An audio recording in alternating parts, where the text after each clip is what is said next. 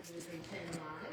And you may be asking to be able to use some of the videos of your reading from your works. So just keep that in mind. You're going to read big deals. Right now, this is, I guess maybe a 10th or 11th year we have done this. But I do think today is more important than ever for us to take a stand for the values that the Reverend Dr. Martin Luther King represented in our nation and to the world.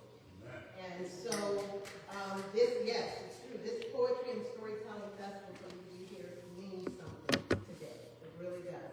And I want to thank, at the outset, the judges who, and we'll thank them again, but who participated in this, the competition part.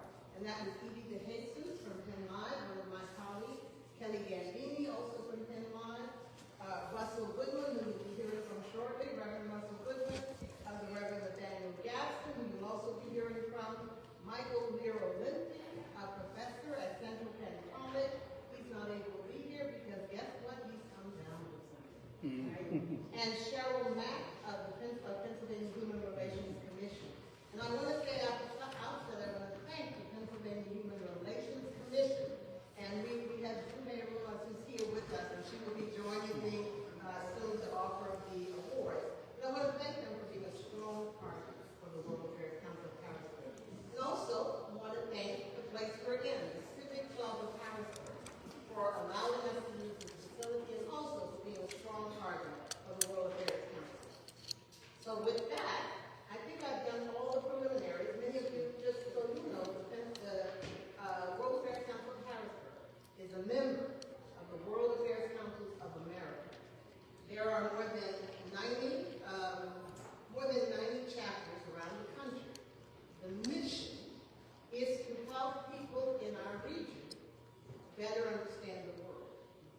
But we take it a step farther because the world is our own backyard too. So we do events around local, national, and global events.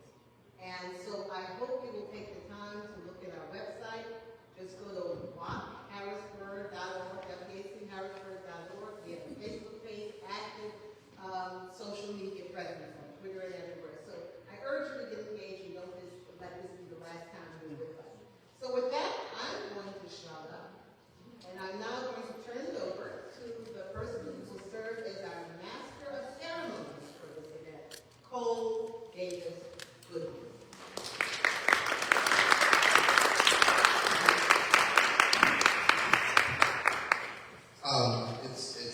It's so interesting because in the program you'll see my name is Cole Goodman, but Joyce Davis is my mom. But she lost out the last name battle to my dad. So every time she introduced me, she has to add the name. Cole Davis. I just find it so funny. I love it. Good afternoon, everyone. I am not going to speak long at all. We're going to keep this going. We have a lot of great poetry and heartfelt compositions here today. We will start out the program, and I will call Pastor Russell Davis, who's my father, to lead us in a prayer for our nation. Pastor Russell.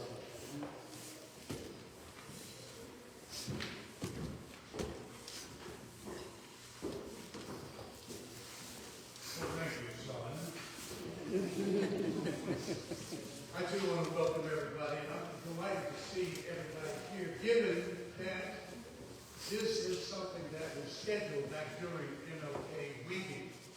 Obviously, you know that it was postponed because of the weather. And yet here you are. So it must mean something to me, as it does, I think, for everybody in our country. Thank you for being here. You know, I think it's appropriate, it would be appropriate if I was to start off with maybe a quote from Martin Luther King Jr. from the Reverend Dr. I'm not going to do that. I'm actually going to mention something that one of our esteemed poets of the 20th century, in fact, right on up until December of last year when she passed away, but Nikki Giovanni Because I think what she said is something that could be said about Dr. King. She said, I thought 50 years ago that I could make a big difference in the world. And what I know now is that I will not allow the world to make a big difference in me. That's what's incredibly important. I'm not going to let the fact that I live in a nation with a bunch of fools make a fool out of me.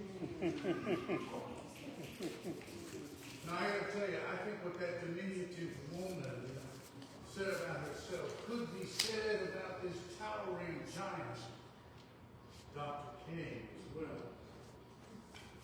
Rather than resist the brutal racism of his day, he could very well have just decided, with all of his talent, to remain a gifted but silent pastor. You know, rather than resist the opposition of both his black and white opponents who said, no, gradual steps. He said, no, we're going to make discipline direct actions. And you know, he could have offloaded his personal theology of love, but rather than doing that, he uploaded, if you will, the teachings of his Lord and Savior. I think he may have lived in a time of fools, but he did not let that make a fool out of him. I think there's a great deal that we can learn from the life and the example of the Reverend Dr. Martin Luther King. So right now, if we can, let's go before the Lord of us all, the God of us all, in prayer. With all hands bowed and all eyes closed. Sorry, in this day and time which begins to mirror days many of us thought had mercifully receded into the past forever, order our steps that we, like Dr. King, might face the oppressor in a smart and disciplined way. Grant this nation the vision that he had and its people the courage to stick with it. And like him, like the Reverend Dr. Martin King, let our faith in the Lord of love and compassion never waver. Let us learn from his life and example. Amen. Amen. Amen.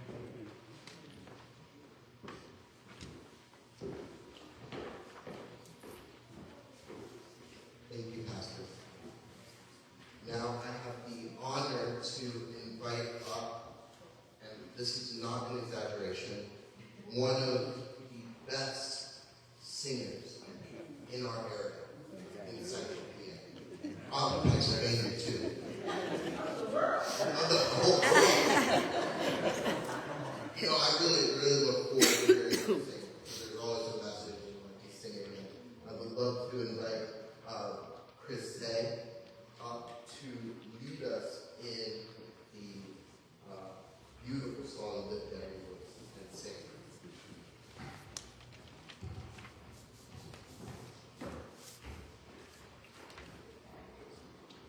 Hello, good afternoon, everyone. In honor of the song,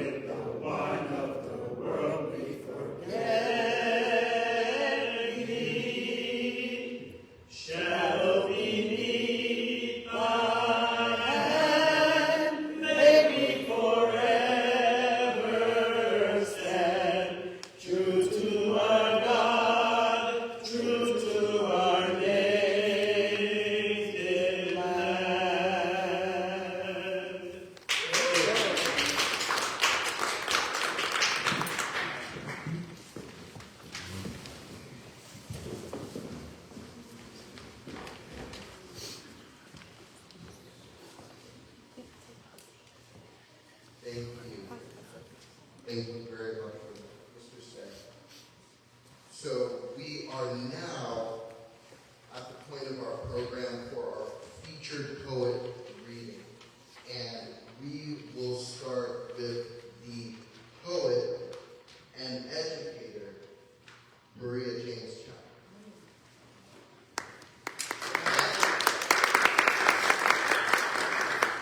I just have a B introduction.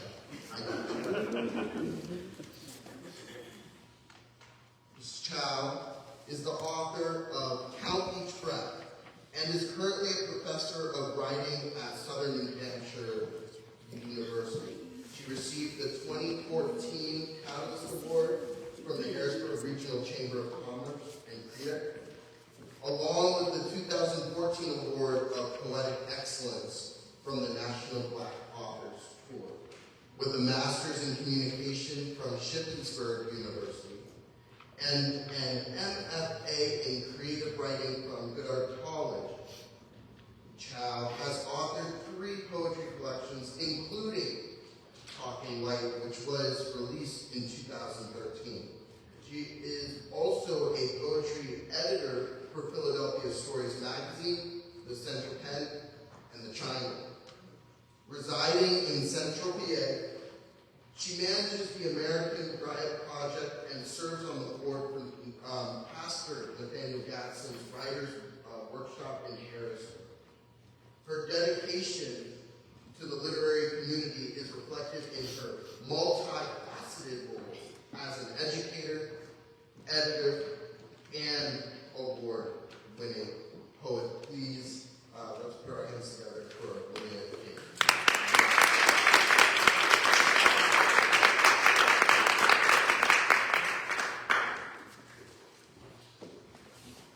Thank you for that warm welcome and wonderful introduction.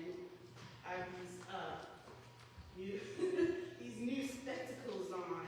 I can't see that all. I can't see my phone. So yes, this is the world I live in now. Just I need to give you an updated bio. But I'm an administrator in the DEI department at Dickinson College, and I'm very proud of that fact.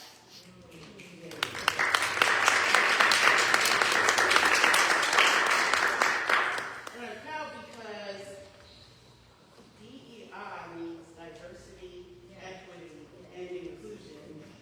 It doesn't mean preferences. It doesn't mean racism towards white people. It doesn't mean anti-Christian, anti-straight. It means let's stop this foolishness and live out Dr. King's dream.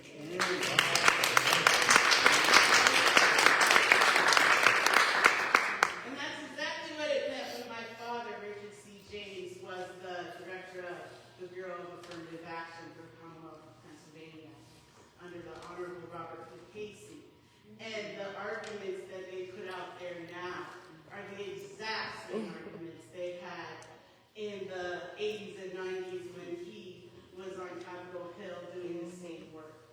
And it's the same arguments they had at right after the Civil War when they let the enslaved people go free and had a good 10 to 15 years of affirmative action and letting blacks into government and letting people have equal housing, and then all of a sudden somebody came in office that said, let's get those federal troops out of there, and the KKK rose to the surface. If you don't see parallels between that time and what's happening now, what has happened over the last 2 weeks, open your eyes. I didn't say stay woke, but if that's what you heard, that's what you heard. All right, so I brought poetry that I've written, and I also brought poetry from my dad, because he was Black history to me. Born in 1941 in the deep, deep South, having experienced seeing a lynching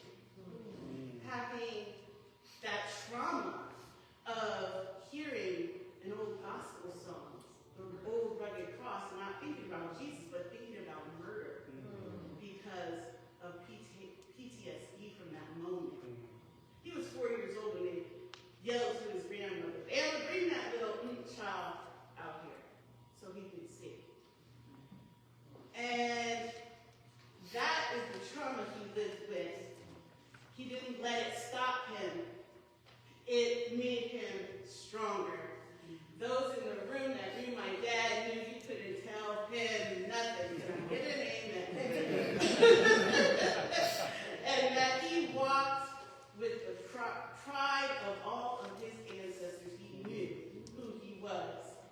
And he was there for some key moments here in Harrisburg. So I have two of his poems to share before I share my own. And since we originally planned this around Dr. King's birthday, I thought these were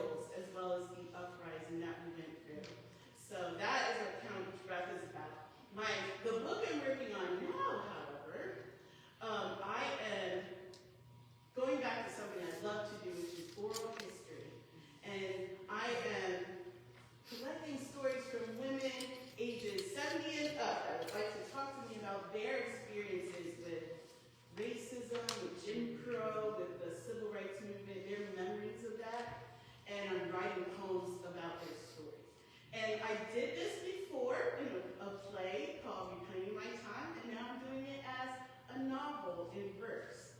So you will be the first to hear two of my poems from my new novel in verse, which is called Reclaiming My Time. So the first one is from the younger person's perspective, the teenager's perspective, and the next one is from the grandmother's perspective. My red pen. My red pen carves my truth into paper, screams my pain into empty air. I am a can kicked down the road, armed only with permanent marker, bled red onto poster board, because it's all I know how to do. I mean, Grandma saw stuff like this, Mama saw stuff like this, but they stayed knitting and baking and being mamas as if their insides hadn't been torn in two by the news, again, and again. Grandmother's voice. Against their will, chained together, carried away, carried in Oshun's black hands, carried across black oceans. They wrote poems to prove their humanity, sued for freedom, quilted secrets in color and hung them in plain sight, made maps of the land out of cornrowed hair, out of quilts, out of drum beats, out of melody. Those songs flowed into my lifetime, child. They flowed into my lifetime to unify, to show solidarity, to pour out in honor. And yes, honey, we bled black and red onto poster board, and we marched, and we marched, and we marched. But one gilded speech and a few after-school specials ain't enough for you to really know where we've been, how tired we've been, how we got up and marched on anyhow.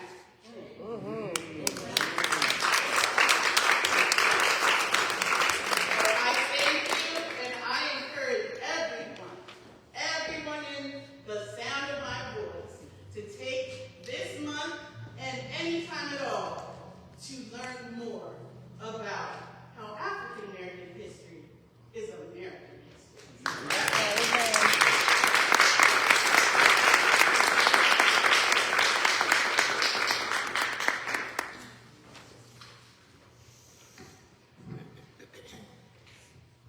Thank you, Ms. Bernie. Appreciate that. Excuse me. Next, there are some people that it's really hard to put into a Bible. But we gave a swing at it. Hajir al-Sheikh. A resilient entrepreneur, registered nurse, and single mother of two, is a dynamic force in Central PA.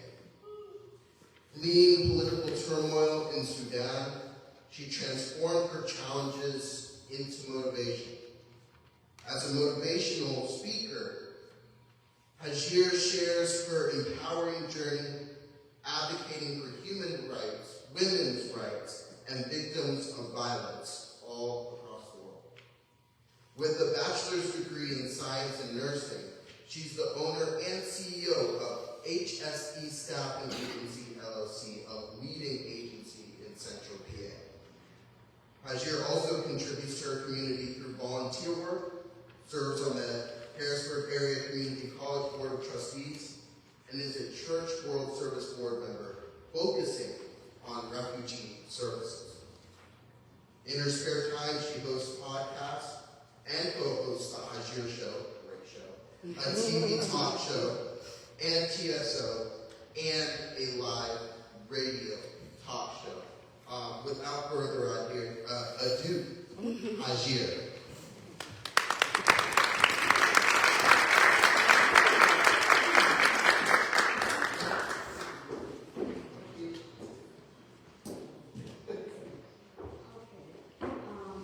Hello, everyone. Thank you for being here, especially during this time. I know there's a lot we can talk for hours about what is going on, but I think poetry might speak louder than any other words.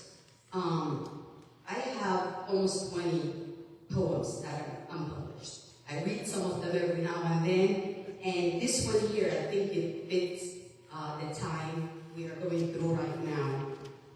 It's called No Human is Illegal. Often, refugees think the worst is over as they arrive to their new homes, only to find the struggle emerge on their different side. So I wrote this when I came here in 2001, but it is scary to the point now. No mother clutches her child's hand, running towards the unknown, unless the known is already lost. No father walks barefoot through fires, unless the flames behind him burn hotter. No mother wakes her child at night, heart pounding louder than the knocking on the door. Grabbing them in trembling arms, whisper, we must go unless staying means choosing which grave to lay them in. No father walks until his feet blood crack open, carries his child on shoulders heavy with exhaustion, unless the road ahead, no matter how broad, is still kinder than the home they were forced to flee. They don't run because they want to. They run because their home turned into a monster. The hands that once held them close now reach for their throats instead. And yet, when they arrive and reach the borders of hope, they are met with barbed wires, bitter tongues, with hands that shove, voice that curse, with words that strip them of their humanity. Bruised, broken, begging for mercy, they are met with walls, with weapons, with laws that make their suffering a crime. They are called illegal. There are illegal actions. There are hearts filled with hate, but there are no illegal human. Illegal, as if survival is something to be punished, as if desperation is a choice, as if fleeing for your life makes you less than human. Tell me, since when did seeking safety become a sin? And when we build our walls higher, when we close our doors tighter, when we send them back to the fire, we are the ones who must answer. Since when did we pray to a merciful God, then turn away from those who need mercy most? Since when did we call ourselves godly people, yet do the most ungodly things to his creation? How can we kneel in prayers at dawn and at dusk, tear families apart? How can we preach of heaven and hell, yet turn this world into hell for others? How can we claim to fear God when we make his people fear us? A border does not make one holy. A passport does not make one pure. There is kindness and cruelty in every land, good and evil in every face, but no country sends only its worth.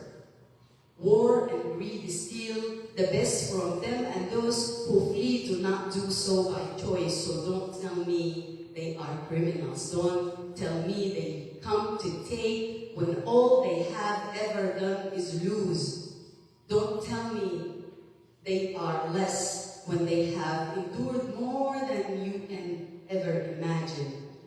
Because in the end, when death comes for us all, the shroud has no pockets. The young ones don't know what shroud is, but the shroud has no pockets. No borders remain, no flags, no nation, no gold can be carried, no walls can be taken. Only the weight of what we did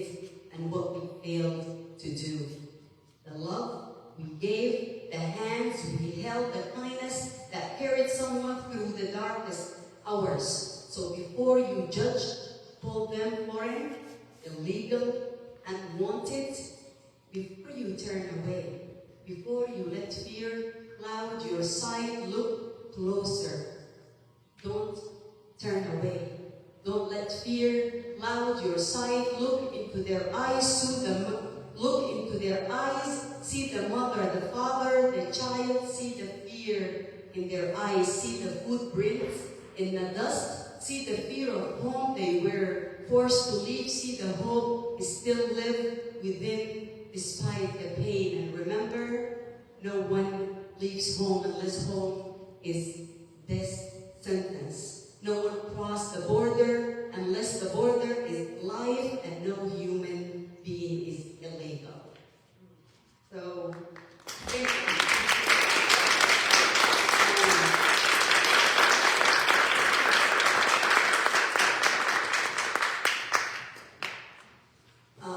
It's really hurt my heart that almost like a couple days ago I was looking through like the 20 poem of my journey of being a refugee, an immigrant in here, and the things I personally faced, and the things that other people faced, and to just see the similarity and hear it. And I know you just spoke about your dad and saying the same effect my dad had on me.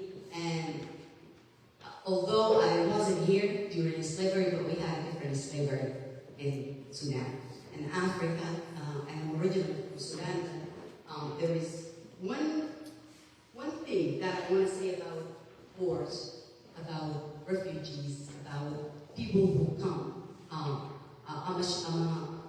Like have my poems free for Joyce to hand at some point, but just remember one thing. If there's one thing that you want to take out of it, is that no one choose to wake up and start over again, or choose to wake up and leave their memories, their loved one, everything that they know, unless the other option is death. So think of that.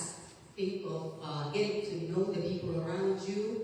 And I know you guys are good because you're here, but we have to spread this to the people who are not here, the people that we can't judge and say they're not good, because some people make decisions based on ignorance. So our job is to educate. Education, traveling, talking to other people is an antidote for ignorance. So thank you for your time, and I'm looking forward to hear our young ones' poems.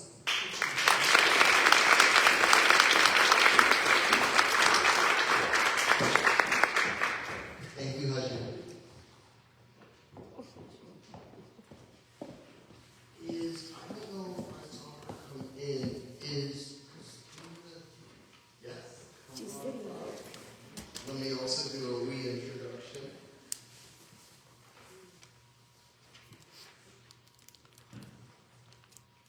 Christine Titi is an author, small business owner, and founder of a nonprofit organization, O's of Central PA.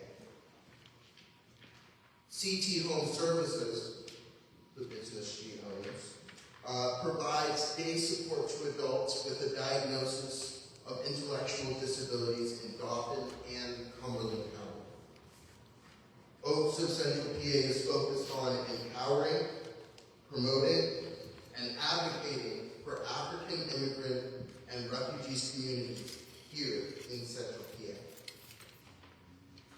Christine recently launched the Merger campaign, which is about connecting minority women and giving them the tools, networks, and resources to succeed.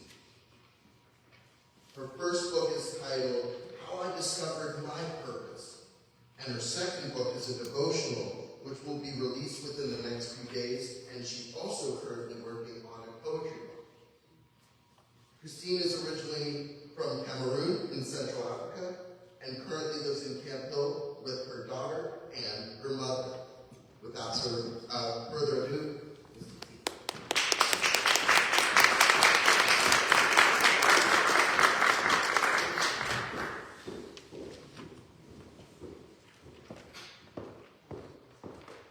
hello everyone. Like Maria I need to update I need to update my bio too. Thank you guys for this opportunity. This is the second year I'm attending this program. It's always a pleasure when Joyce calls, show up. Okay. I was reminded a few weeks ago about this Jewish quote. It was, I think the first time I heard it was actually during Governor Shapiro's inauguration, but months ago, an activist on disability rights, he actually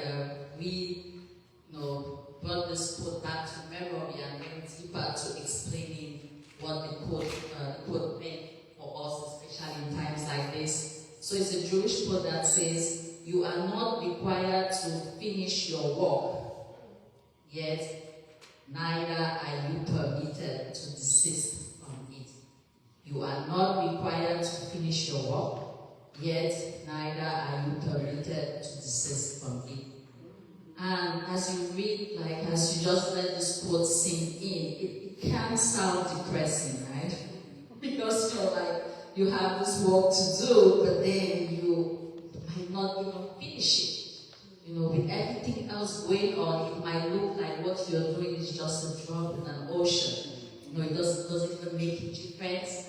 I've been asking myself that question in fact, since November, to be frank. I'm not going to hide that. I went on a semi-depression, but yes, since November, I've been asking myself, all the work I've been doing, is it going to make a difference? So this activist, he went on to explain to us, or to the audience during the event, and I'm just paraphrasing what he said about how we get the work done. He said it's each one of us doing what we are supposed to be doing. And when we take all what we are supposed to be doing individually, we finish the work collectively. And then I said, wow, now that makes sense.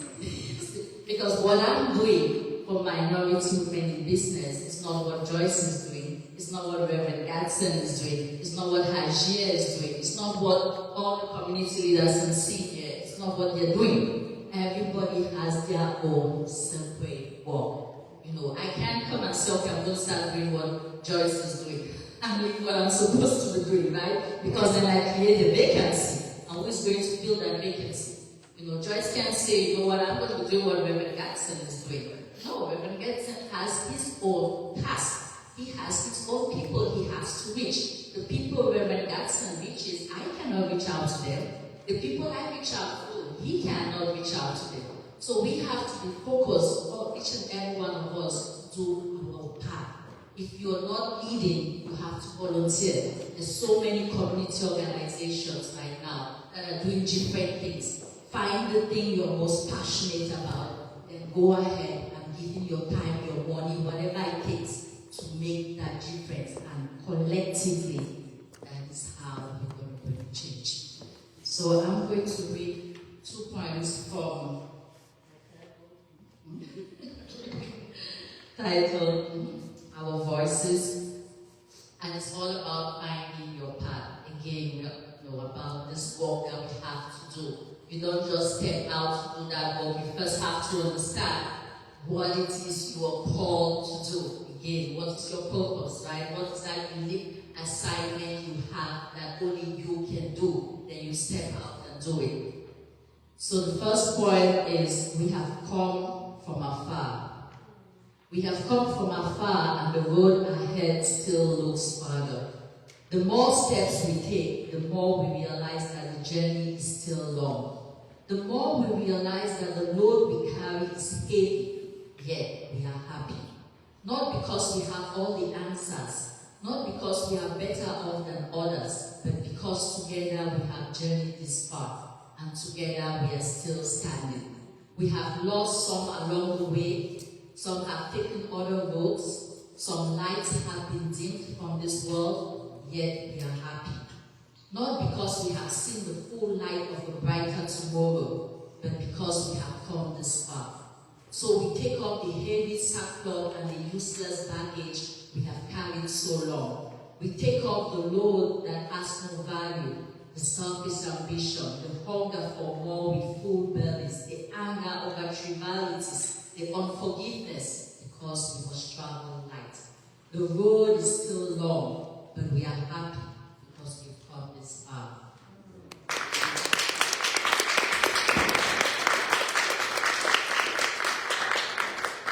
And the last one is the path. There is a path that leads to somewhere, a strange land where none has ever returned from. That is the path we all must tread. On some days I ask myself, where will my path lead me? There are not many options. Where does my path take me from here when the sun no longer gives its light?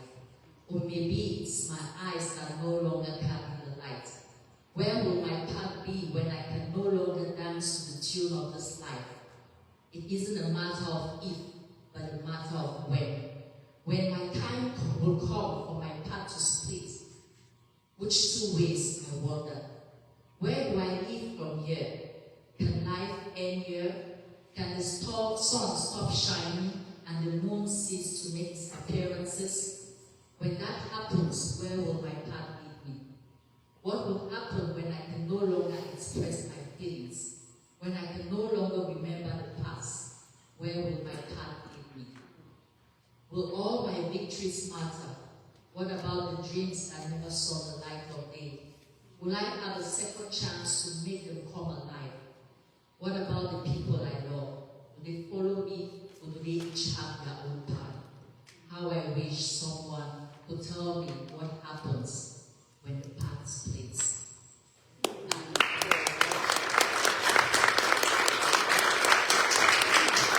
I'm just going to end with one thing. You have to find that one thing that you're willing to die for. I know we don't like that, we don't like that idea that we have to fight. We don't like that idea that it's not going to be a smooth ride. But we have come this far because some people were willing to die for something. So when you're leaving tonight, ask yourself that question.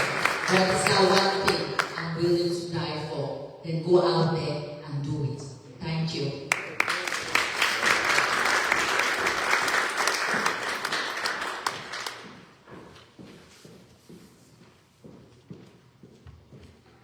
What are you willing to fight? That's very true. Very.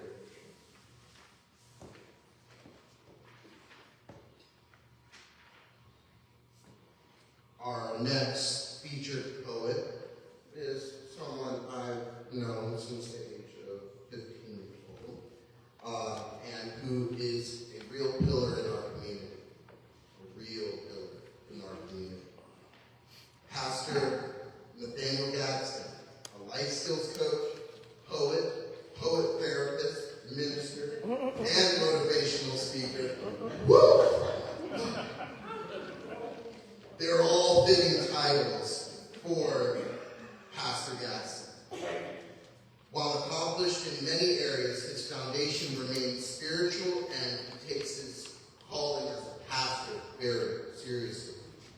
With a wealth of knowledge and experience, Pastor Gadsden is ever prepared to share his wisdom while remaining a perpetual student of life. Since 1969, Pastor Gadsden has been a published poet. He has 3 CDs and 3 booklets of poetry, and he's also a former poet laureate right here for the city of Harrisburg. As a poet therapist, Pastor Gadsden is the author of Learning Self-Therapy Through Writing. He works with individuals and groups using poetry as a counseling tool, and he is also a motivational speaker that has served as commencement speaker for universities such as Penn State University. And he has also spoken at the Robert Lynch Student Leadership Conference, the Higher Educational Equal Opportunity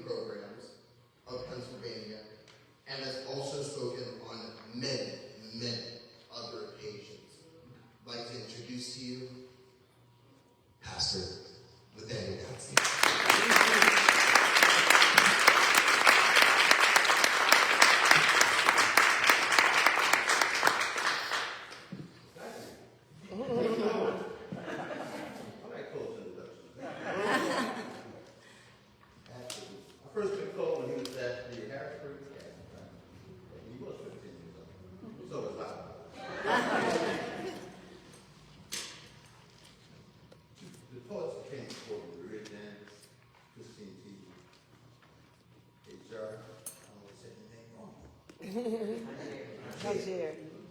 Beautiful, absolutely beautiful. All of it. And Paris, thank you all for the words that you gave us and will continue to give us. You inspire me.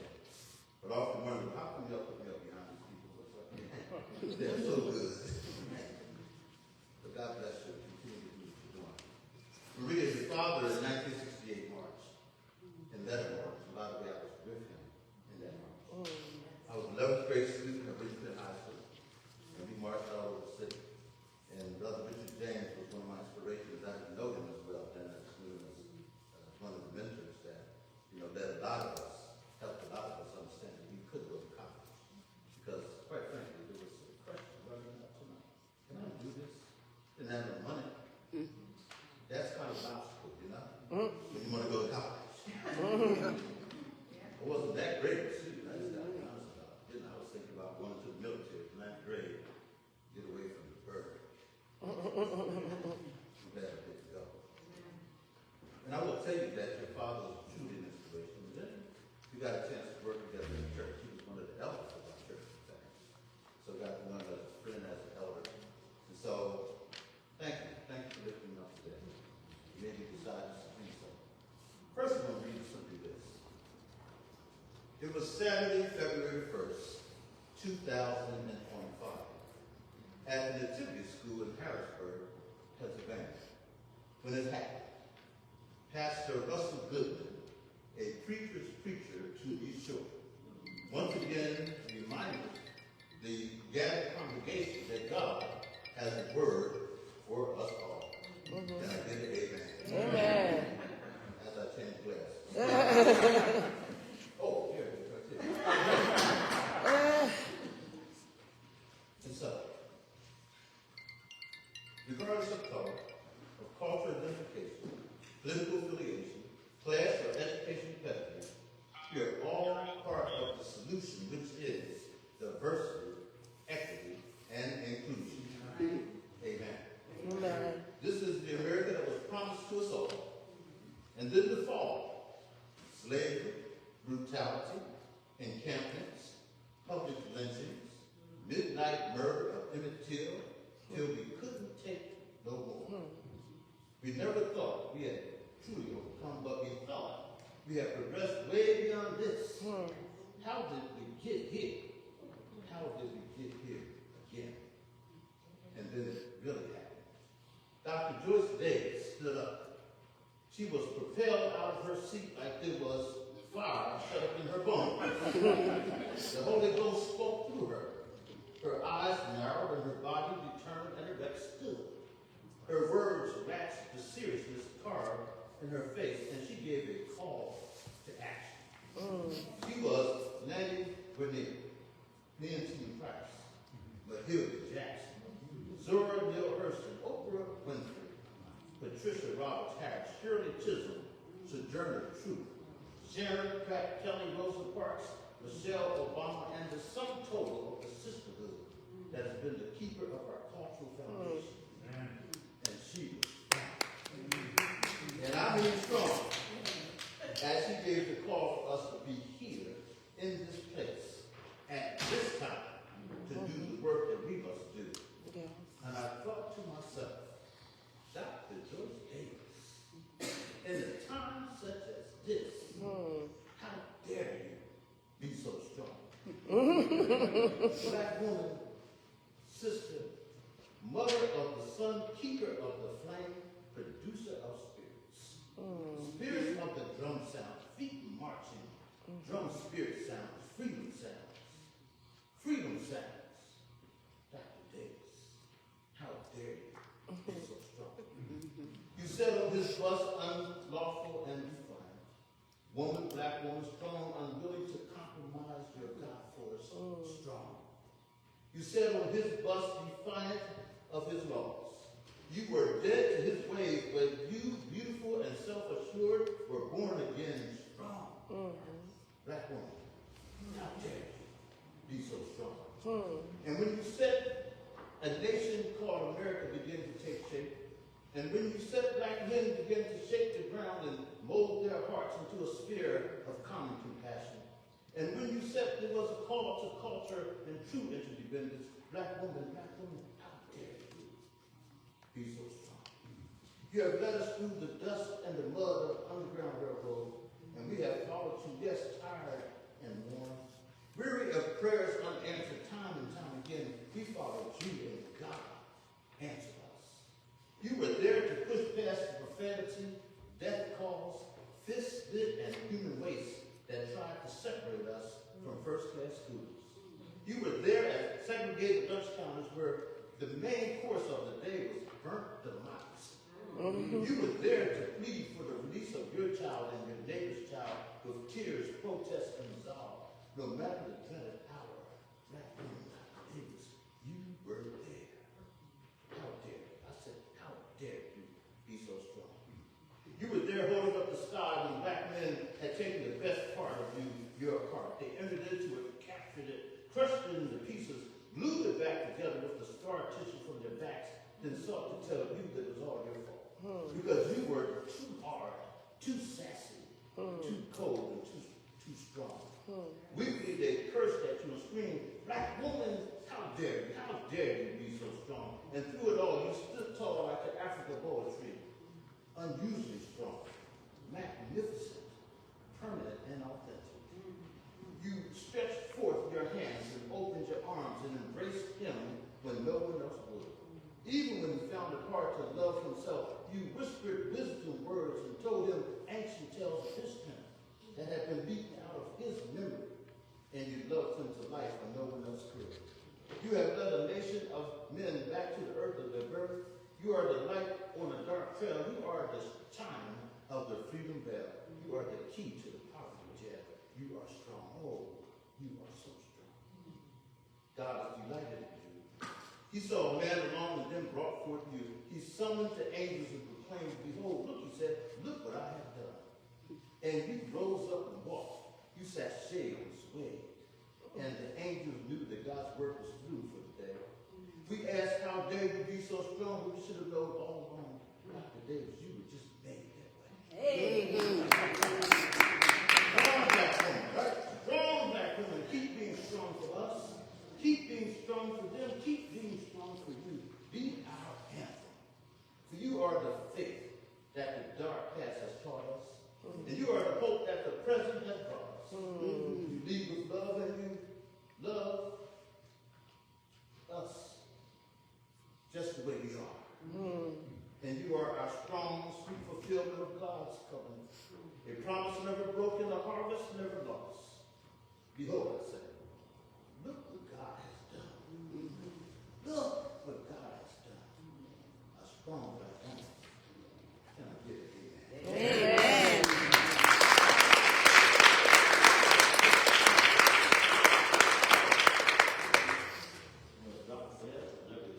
Amen. Let me just say this in closing. I have another piece to do, but truly, this is the day for the young people. Amen. Amen. So we have a program also called the Axel Program. I hope that you will all get to know what the Axel Program is all about. If anyone's participated in Axel before, please stand. Oh yeah, please stand. Go on, come on, I see you back there. No, you got to stand. Yeah. Stand, sister. Come on, stand.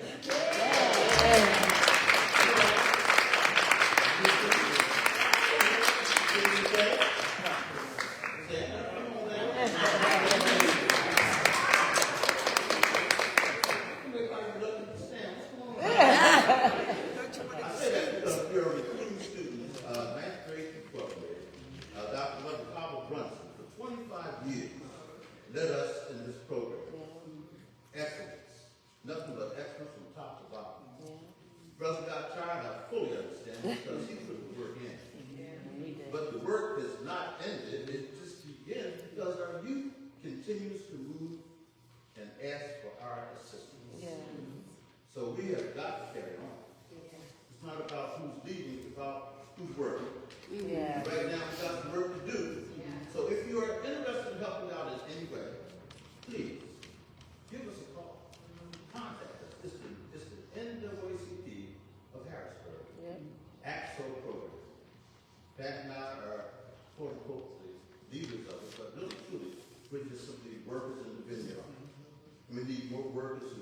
deepen our youth. That's what this is really about. Brother gave all he could give, along with his family. So many others that have worked tirelessly in this program. Let's not let it fold. Let's make sure that it gets stronger and stronger. Amen. Yes. Thank you all.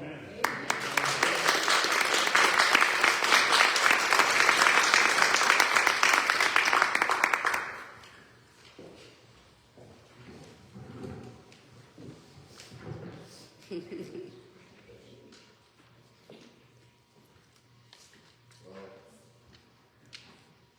my mom's gonna have a big head going forward. But it is very well deserved. Yes. Very well. And Pastor Gadsden, thank you. One of my favorite things about you is you understand, and you just said it, that working with our youth requires work. It's hard work, especially where we're at, right? Whether you're in the school district or you're providing programs. And you don't just talk the talk, you in this path, you guys walk the walk. Amen. So it's really good. Yes. Amen. And last but certainly not least is our next featured poet, John Peltoy. Yeah.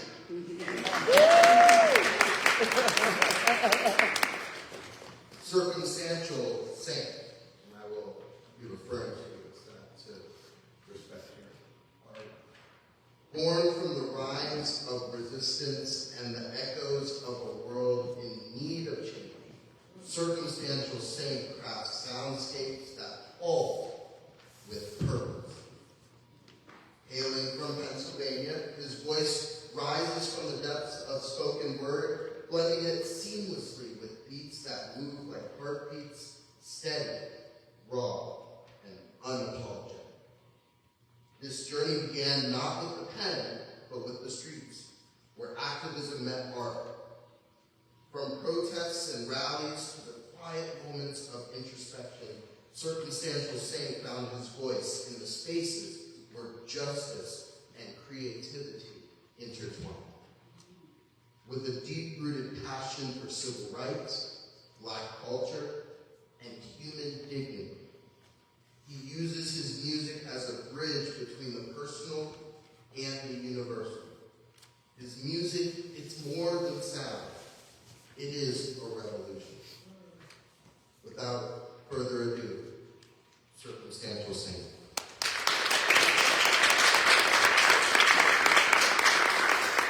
I indeed, nine compatible with me. You can't hear my language. My speech isn't for you to see. I am a certain frequency. The time is irrelevant. My name is Circumstantial Saint. I am a conscious spoken word poet, producer, activist, and journalist. Like I said, I take my music and I take my poetry and put it to beats. I also produce for other spoken word artists as well. I want to start off giving you something that will help you see yourselves in each other. Let me know if you can hear me. Can you hear me okay? Yes. Y'all ever look at someone? Like really look at someone. You ever see them? I'm not talking about their personality either. I'm talking about their soul. Because I'm not just talking about seeing with the eye. I'm talking about seeing with the nose. Now, y'all ever look at someone? Really? Look at someone. I mean, the outward things tell a story too, though. The wrinkles give definition and depth to personality. And frowns show face, show no grace, and cuts from when you fell in a cement scoop at 2. Scars from being jumped in high school, styles of your own and sick replicated by fewer than 2. Laughter, the smile that can hide a million cries. Or show how free one is in their mind. You ever hear someone speak to you through their smile alone? Not the smile that's happy. The smile that you know is hurting them to do, but it's all they can do, and you know it's this way, and so you smile too? How's that make you feel? Now, you ever look at someone and see the scars and ask how they got it? You ever think about what it took for that scar to get to the point of where you are, where you are seeing and receiving it? That scar on that person has a story, and you are near that story. Tap in. Tap into that person. That person has a story. You ever look at someone and know they have stories? You ever look at someone and see nothing but pain or rage or anger and nothing is in their eyes, but they smile and sound pleasant? You ever see someone who looks trapped through their eyes, but their body and demeanor seem spread open wide, and they look at themselves, know they are kept behind lies, and whys, moving through life on autopilot? Because society wraps them up in plastic and makes them feel they can't cry, can't fight, just lie and say you're all right. I ask how you doing, don't lie to me. Because lies come down a dozen, but no one wants to hear a complaint. You ever look at someone, really, look at someone, feel their pain, look up and see their rain coming down as their fears and self-deprecating voids of misused tools overlooked because everyone wants to be brand new, yet no one wants to do the work to clean up their rooms. Looking inside and having inner dialogue, everyone just wants it all without understanding what all is. You ever look at you? Really? Look at it. You ever see you? Really see you? Do you see the unhappy? Do you see the tired? Do you even bother? See, I can feel your rude. And my presence does so very mind to be in and around that dude is depressing. And wait, I'm depressed. It's a mess. And we don't do enough digging within and comparing for the right reasons. They want you for doing the same stuff they did to you, but because it's him and his life, it makes it okay for him. Perspective is everything. Do right and look within.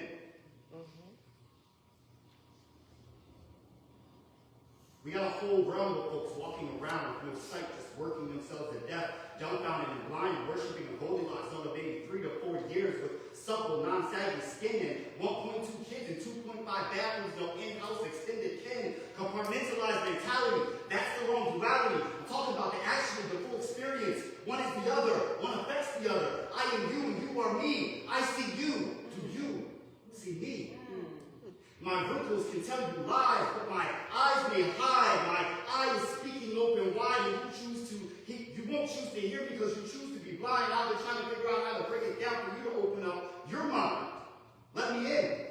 Feel me, kin. This world is more than the words we breathe through our skin, the water, sun, plants, our melanin. Do you really see me? All that is coded within. Because I bear all, and some say that's too much, yet they consume too much, and I'm too much, I'm not enough. Just yet. I'm detailing a picture of the grooves, this canvas with extra blues to represent the battered and the bruise that broke the F train to blues, that took a turn to that 6-foot ditch too soon, that didn't see the balancing down and up, gravity weighing on the soul too much. What is luck? Give me dirt and grit. Give me experience. What do you see? Ken, you look at it. Do you have the ability? Should have asked that at the beginning. What do you see? Is that 12-year-old boy still crying for attention? Is that 8-year-old girl still wishing she wasn't ignored? Deep in that crystal clear shade of blue lies on fumbles, lost on social cues, ridiculing anyone who crossed you. And that smile and scent don't fool the ones who cleanse and protect theirs. Stop seeing others. Start by seeing yourself. And you will cherish the wrinkles, dimples, laughs, fears, tears, passions, and lost years of others. See to seek, to discover. Boom.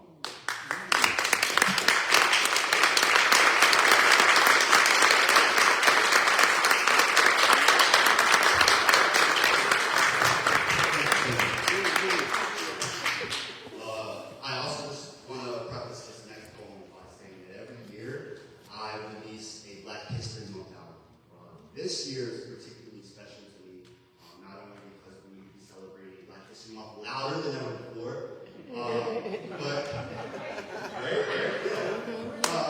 also because I'm joined by a chorus of voices from as far as Minneapolis to Newark, New Jersey, and all over Pennsylvania, of all races, ethnicities, cultures, orientations, to speak on the fact that Black history is American history. And if all people are joining in, of course, to talk about the issues just put this all, I think we can actually get somewhere. And I release a Black History Month out every year. I lose time. I've got over 30 albums out on 80 music streaming platforms, service that you choose to listen to. I've got music videos on my YouTube, but I try to find many different forms of art to express change and evolution and elevation for the communities. So this next one is,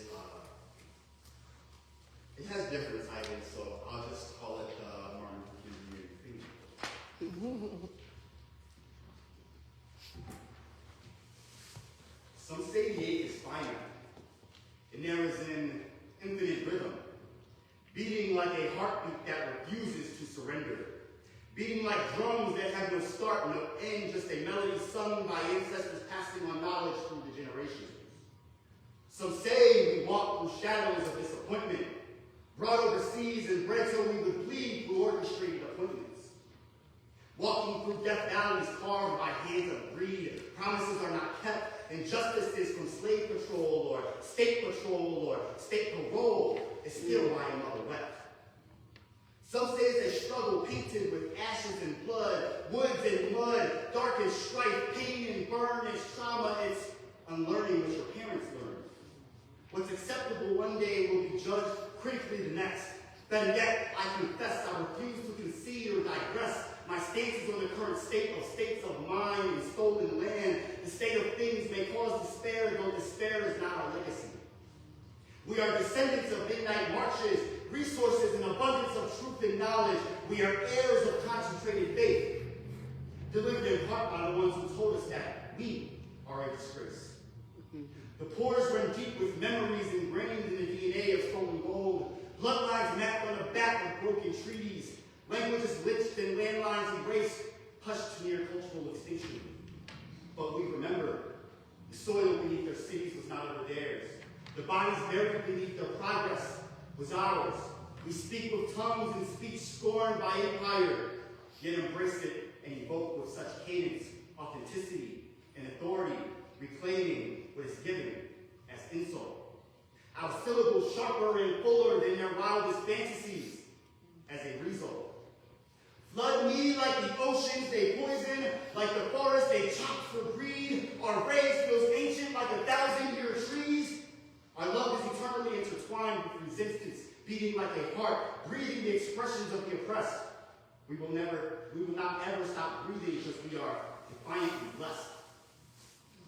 Taino spirits weep from Puerto Rican government buildings. Katrina's fury washed away the illusion of freedom with the illusion of healing. Hawaii is not a postcard, it's a colony. A bleeding paradise for extraction and elite satisfaction and real estate forming a new separate class. Desperation, feeding insidious hate with this volcano screaming louder than your tourist ads. What they call the Middle East is not your proxy playground, not your bucket of crabs. And if people burn with a fire of revolution, you better wash your knuckles. What they fear is truth. What they fear is no fear in us. History filled with blood-soaked lies. DC monuments call them tombstones for justice, symbols of bribes. The city of wolves disguised as patriots, but the global south is sharpening its teeth. Called us savages, stole our gods' math, practices, structures, and systems, and called us illegal when we crossed lines. They invented our conquistador divisions. Called us illegal as they crossed into our kingdoms with bullets. Called us inferior while they learned from us what they on their own couldn't. Now we stand one foot in the ashes of their empire, the other foot on the necks of their deceit. Eric Snowden speaks truth, and Greta Thunberg roars against the machines devouring and disrespecting the earth. James Baldwin spoke our pain. Malcolm X took our scars and made them swords. Angela Asaka waged revolutionary wars. Martin walked and talked of unity for all, and Marsha fought and healed in streets around Stonewall. In the streets of Ferguson, Akron, Philly, and Minneapolis, and all the colonies of so-called land of the free declared unity to fight against the machine. So hear these words, listen closely to this call. In every boardroom, every mansion, every fortress of white supremacy, Zionism and bigotry, We are the many nations of cultures ethnicities bound by a common fire. This pain is finite because we were backed by a power that's higher. The colonizer's time is borrowed. The walls crack, the flags will fall in the same manner they were stacked. Every year lashed and lynched and stamped and stacked and thrown overboard. Every time we were overlooked and not heard. Every wound they carved and branded into this earth is every seed we will plant for rebellion, because this isn't just our fight. This is our inheritance, and we will fight to protect it. With pens, with fists, with brains, with truth, with knowledge and action, smarter than their lies and more overt than their disguises. We breathe for the ones forgotten, move for the ones silenced, and avenge for the ancestors who suffered from empire's toxins. We came to collect through knowledge, through love and compassion. We came to demand respect. It's the new currency. As we take back our dignity, learning the land, learning who we could come to be, we came to collect. The debt is heavy. Decades of decaying torment, devious lies, insidious family ties, and structures need to optimize the type that leave others alive. But I digress. We came to collect. We are music and culture and art, and we do so much that we control so little parts. Though I feel the tides can change still if we collect our collective capabilities, our acknowledgement of unity and culture and inheritance of history, no matter how rugged decline.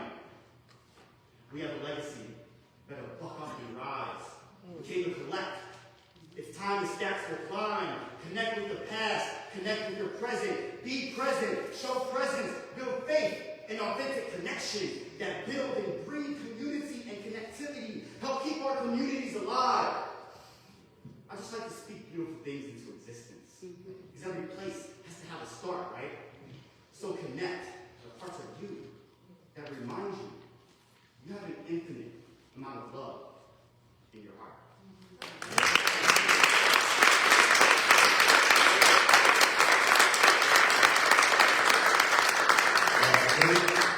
My name is Circumstantial Saint. I like to say sainthood is circumstantial. You want to strive to be a saint, right? But everyone's saying there's just mistakes that you make in life. How are you learning from those mistakes, and how are you sharing those mistakes with other people as a testament to get them to learn from your mistakes that they don't even have to go through, right? If we're sharing our stories, anything that's in our mind that we've learned, we're sharing those experiences with the world, and someone else is becoming better and benefiting from you. So anything that you have up here, please do not hesitate to put it out into the world. Manifest it. It's very important. I tell people, do not die leaving what's up here to waste. It's important for all of us to soak that up. Again, my name is Circumstantial Saint. If you're on Instagram, I post like every day. That's where you can find my promo to like my upcoming Black History Month album, new music videos that I'm dropping out. Trying to put out 1 to 4 music videos every month. I just dropped an album in December called Remember My Name, and you can find me anywhere actually. If you Google my name, you can find me on any music streaming site that you can listen to. I also run a independent media outlet called The Leon Block, which seeks to talk about the things that mainstream media may not touch on in a way that everyone can easily digest. Again, I appreciate y'all and all the other poets who spoke before me. It's a blessing to be here. Thank you very much.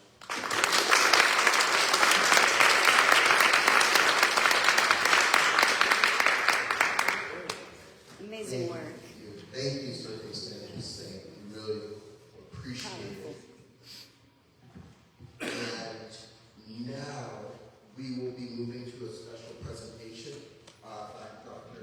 Joyce Davis and the members of the World Heritage Council Board. But before we go to that, let's just give one more round of applause.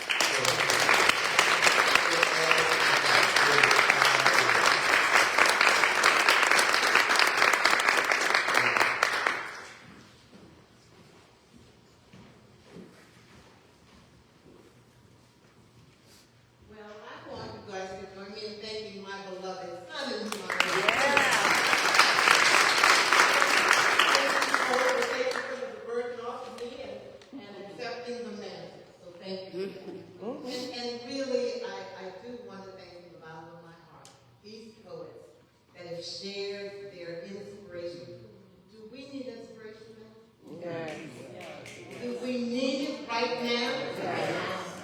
We need a word from heaven right now. And you guys brought it.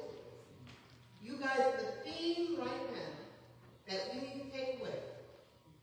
We must accept finite discipline. At the worst, maybe it's 4 years. May not be, but it might. But we never lose. We never lose infinite hope. So, what we have to do right now, these poets have told us, and what our young people are going to come and tell us is how we keep going. How we galvanize ourselves, everything we have, our energy, our friends, our community, and we face the challenge. This is not the time, as somebody said, to be all wobbly knees, right? Don't get all wobbly on us now, right? This is the time to be strong. So with that, I would now want to turn it to what a lot of people are coming for, and that is to hear the voices of the future. They're the present, but they're also the voices of the future. And so I'm going to start asking our finalists to come forward. We'll ask them to read from their works. We have some of the works here. And we will then present them with their awards. And I want to thank Penn Live, who has some awards that it is given to them for being one of the sponsors here. And the first person, let's see, that I will call forward now will be a young person who wrote The Bright and Hopeful We Are.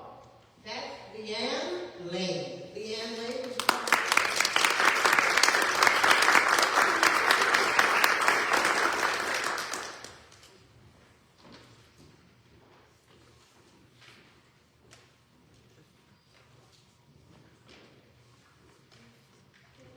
For coming today. My name is Emily, and this is my poem, The Hardy and Hopeful We Are. The hardy and hopeful we are.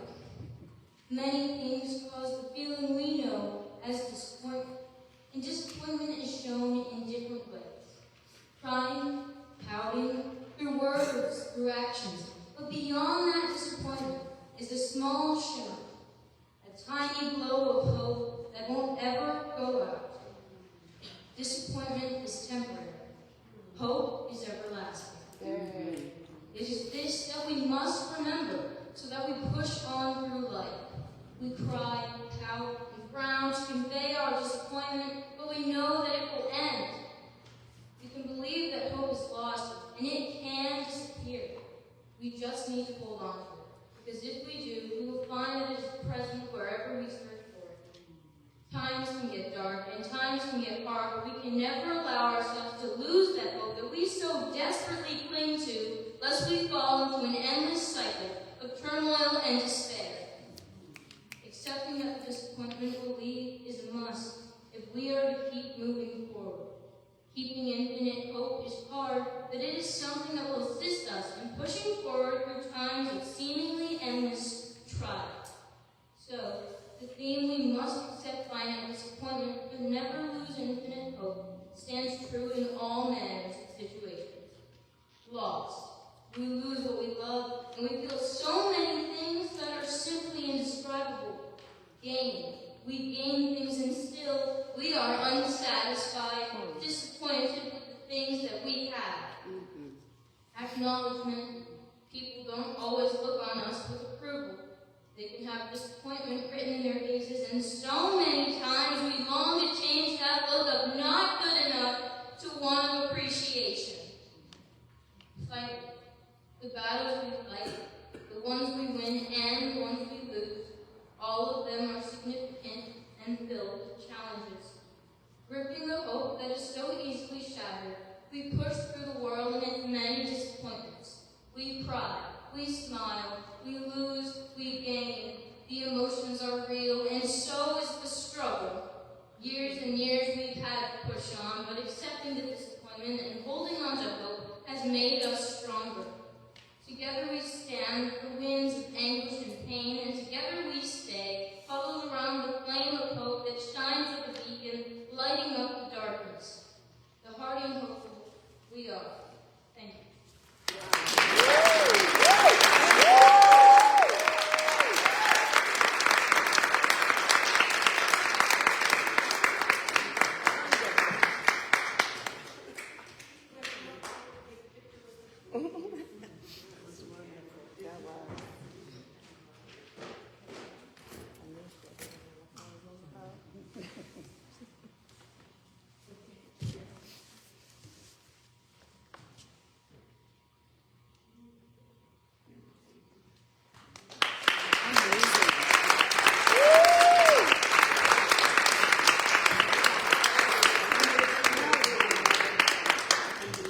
And now I would like to invite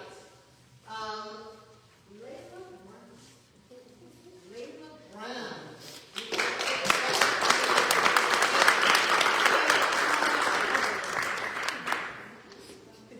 We have your work here too for you to read. If you would care to. You feel okay? Yep, right there. There you go. Read it for you. It's okay. You got it. So I am a junior in high school, and one of my biggest disappointments yet manifested itself into a toxic relationship that went on for too long. We must accept finite disappointment, but never lose infinite hope. For 16 months, I was constantly disappointed, but never surprised really. I knew she wouldn't change, but her soul was as beautiful as a lily, and yet I was still constantly disappointed.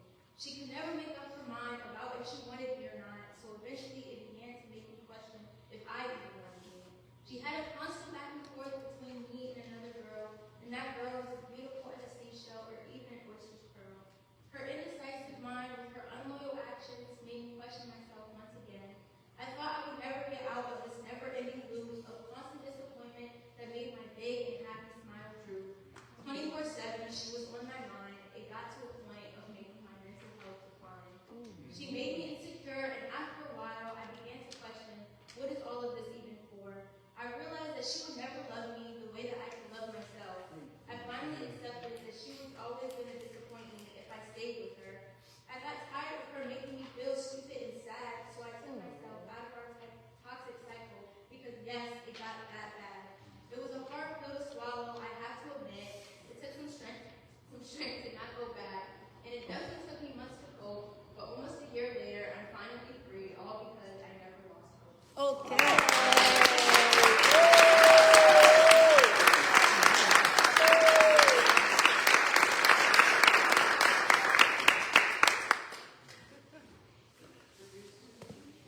Cool.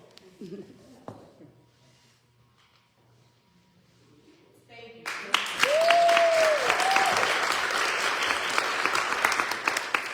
I am so moved. That's wonderful, wonderful. You see why we have to write? This is really, really great. Okay, now there's a gentleman here named Harry Ryder, I believe. Harry?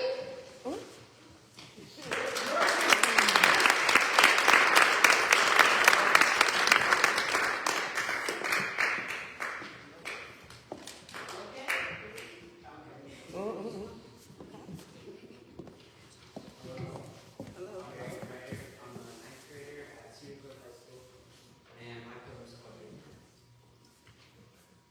Look at life in the joyous way. It's something we all should do. Maybe sitting down to release and pray, whatever feels right to you. Make low moments highs.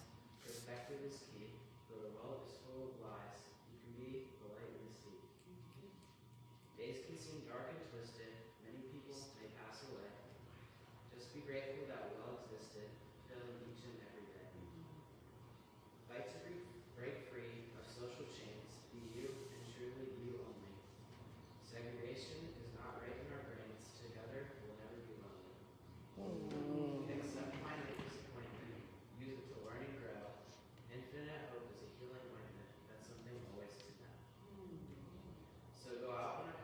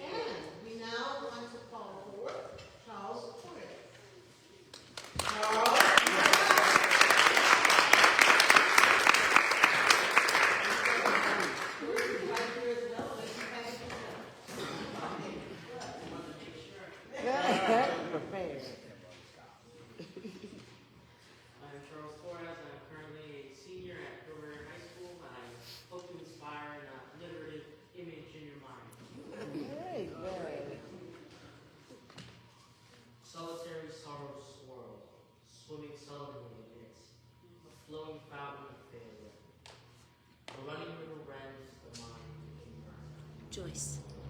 A fog only broken by a force forever cold. A water of weariness only marches onward with the winds, with the winding winds of hardship and healing.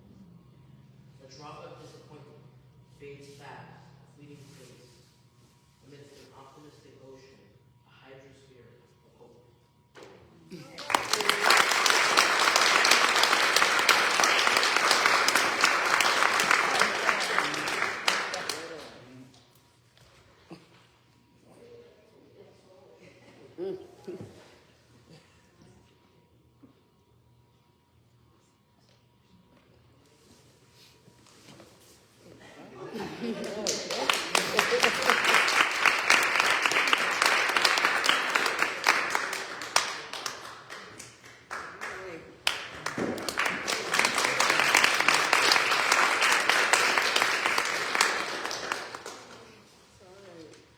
Well done, young man.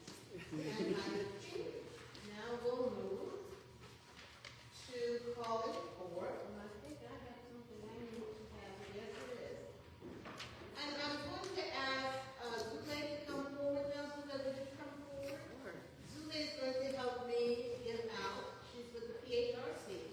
They brought some special flowers. They're going to help me give out to our top three. Our top three. So, in third place, and I want to say that this is a young lady who has been entering our competition, who has written for me in the Patriot News, and who has written this book. Oh, wow. The Manhattan Alphabet, right? She is just on fire. She really is. And I'm going to call up Tahiti Kukarina. And I'm going to tell you that what she wrote, A Harmonious Future for Hope, is quite long. And she's thought through things. So we're going to ask her to read just a little excerpt for us and to tell us about it. Well, come on.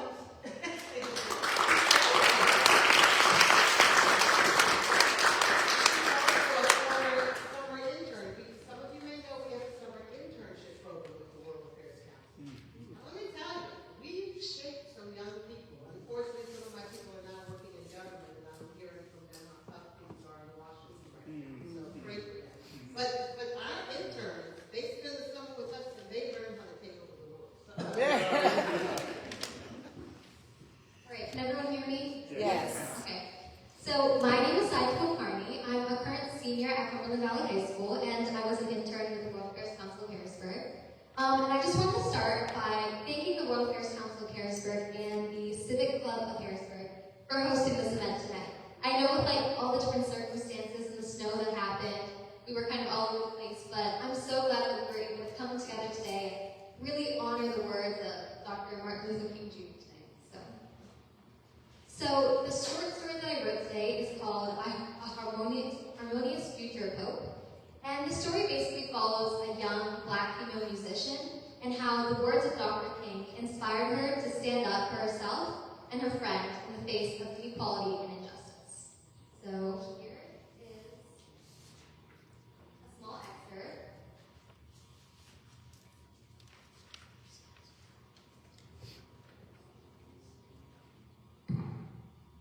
It was at that moment when Amara recalled a lesson taught during her American history class about the work of Dr. Martin Luther King Jr.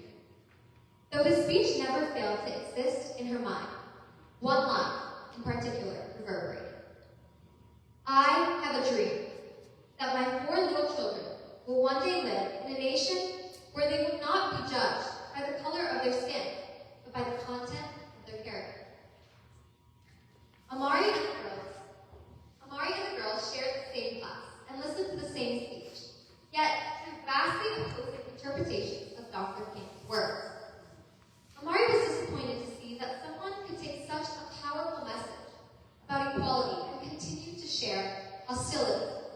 But Amari knew that she held the power to transform this hate into peace, and there was no better time than today. Like an intense musical interlude, Amari felt a rush of passion. She knew she couldn't undo the hurt in this moment, but she also knew that she couldn't let this stay. Dr. King's dream was not just a history lesson. It was a call to action. His words weren't just meant to be remembered. They were meant to be lived.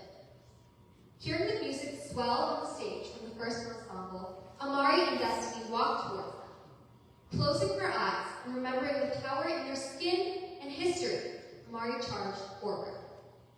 Envisioning the future of change they could make, they propelled. As Amari and Destiny approached the group, the girls went silent, their glares faltering as the power of Amari's words hung in the air. She didn't need to raise her voice or demand an apology. The truth was enough. Thank you.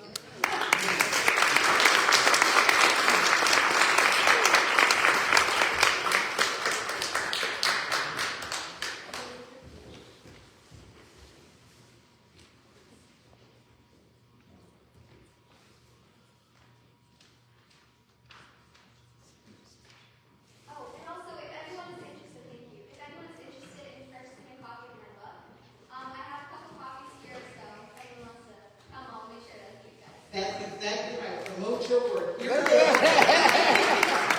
few copies for the Board of Council. Absolutely. Thank you.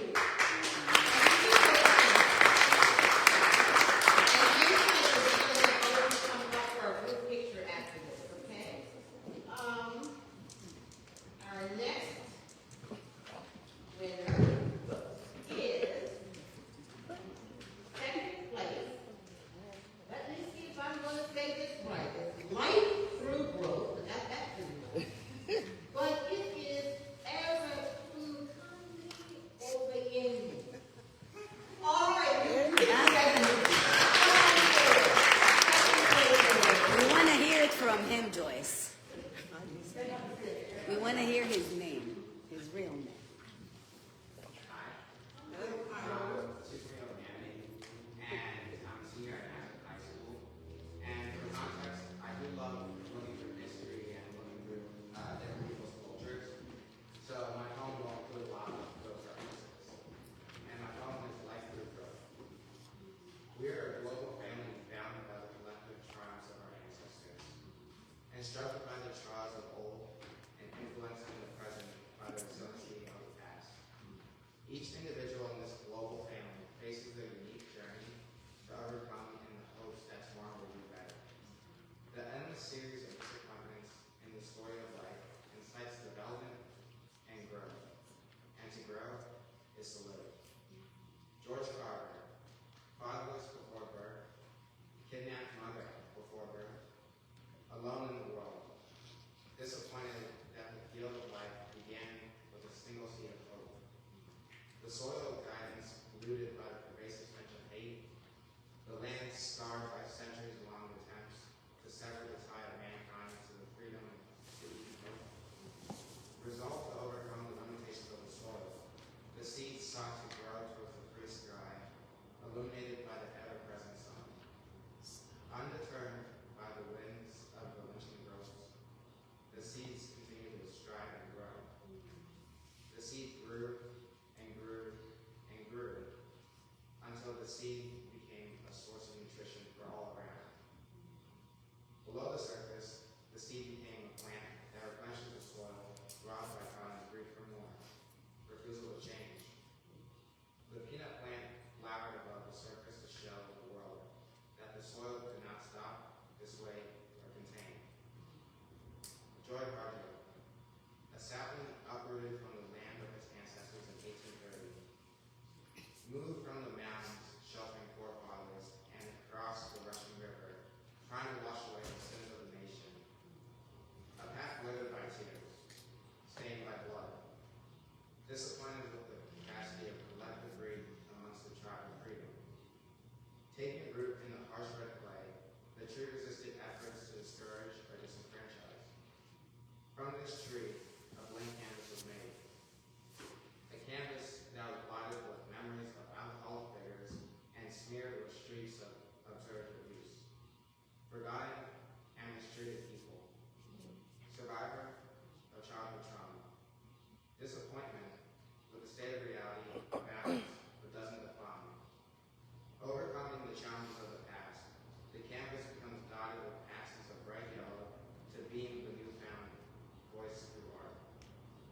detailed was smiling young faces for those exposed to the campus's unfolding story of resilience. Bridges connecting the sharp, formative memories to the brightness of life with hope. Us, from stories and lives that vary from renown to only known by few. Each life lived requires enduring disappointment with a steadfast belief of hope. Hope that the color of one's skin does not confine their dreams to the shackles of mankind's darkest actions. Hope that making it through today's terrors means greater strength to endure tomorrow. Hope that the trials and tribulations endured somehow improve the lives of those to come. We have survived ice ages and pandemics, evil ideals and selfish deeds. There is no disappointment too high to summit or too entrenched to cross. There is no hope too small to start a movement or hope too irrational to believe. All forms of hope are equally needed in the tapestry of life. The story of hope defines our collective past and will write the tale of our future. The story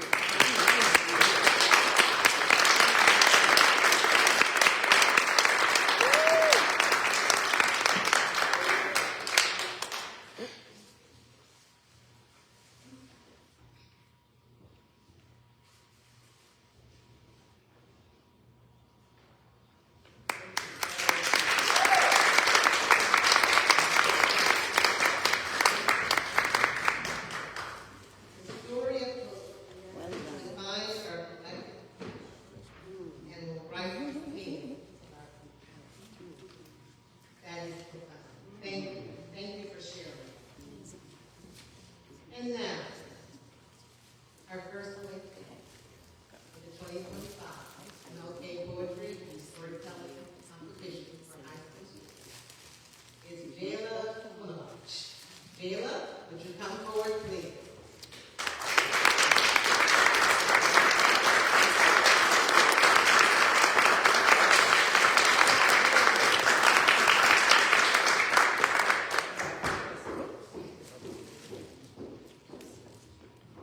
Hello, my name is Jayla Purwitz, and I attend Cedar Brook High School, and I wrote a short story titled Seeds. Talk louder, sweetie. The clock ticks on the wall, its long hand dragging out the remaining time of my shift. I leave in 15 minutes. My fingers play with the peeling foam wood of the checkout counter as I scan the grocery store for something to do. The bell above the door rings, and an elderly gentleman steps into the store. I turn around and smile. He doesn't.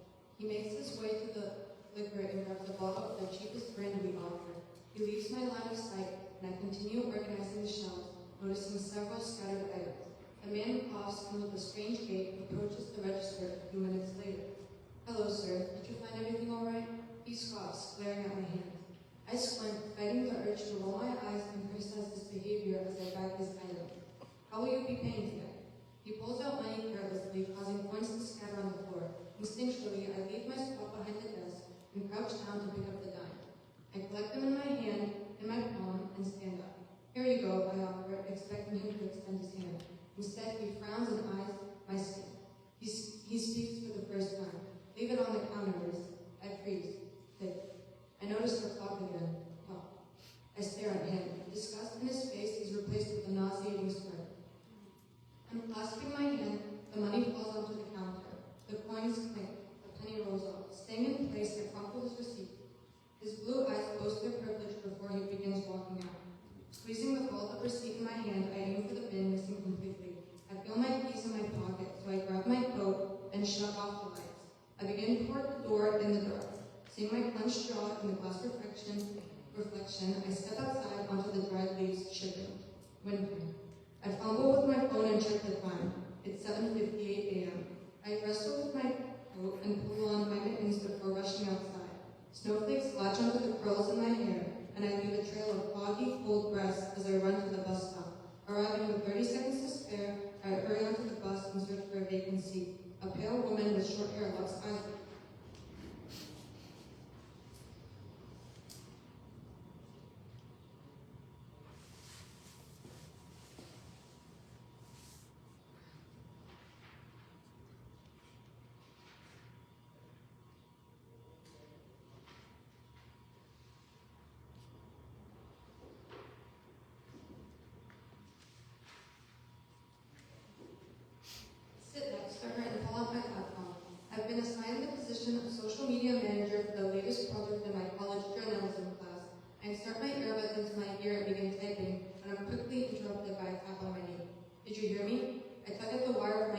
and they fall onto the keyboard. Sorry? Oh no, I didn't. Can you move to a different seat? Excuse me? A different seat. The woman's hand waves around in front of her. Anyway. Is something wrong? I ask. She presses her lips together. My face grows warm as I attempt to speak, but my throat is enclosed, and I touch my neck to ensure the wires of my headphones haven't wrapped around it. Nothing is wrong. I'll stay seated. Sorry. I stop myself and reflect on what I almost apologized for. It's just that I feel kind of claustrophobic, is all she says, and her lie has a nasty smell as it leaves her mouth. I see it in her face. Her face looks just like mine. She has eyes just as I do, and her nose breathes the same air as I do. But a false sense of superiority has seeped into her skin, and it peeks through as she puts on a dreadful smile.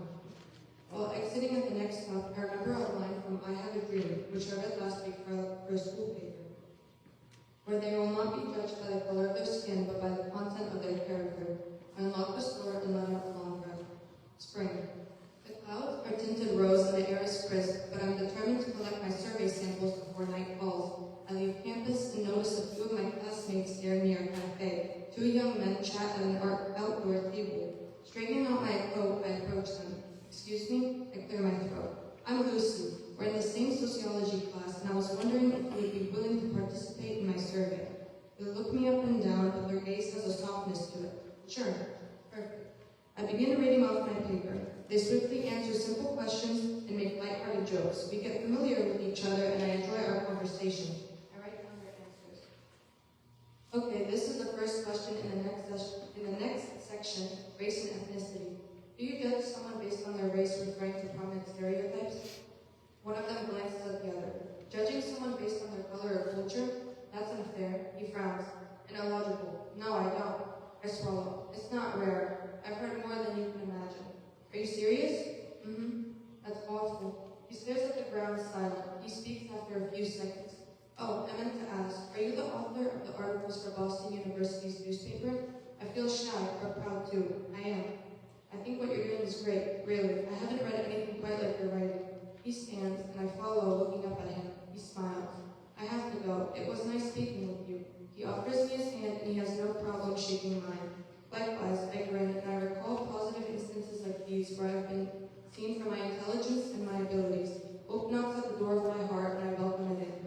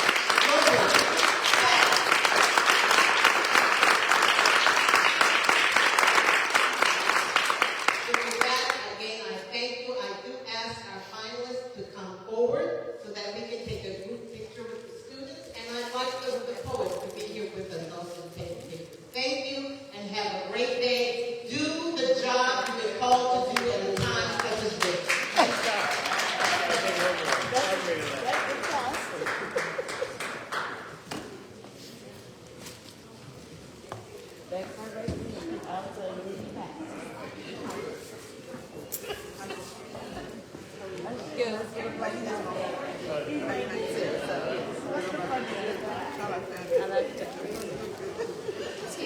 that was so awesome. I'm Thank so you so much. I can't even write red roses are red.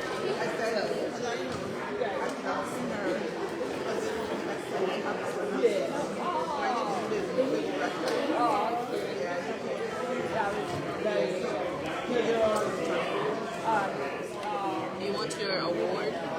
You want your award?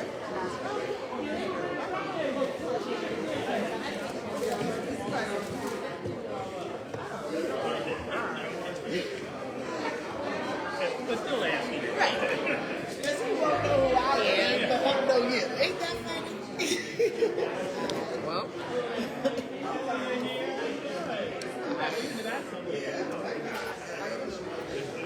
come on, y'all, pivot out. Transition out.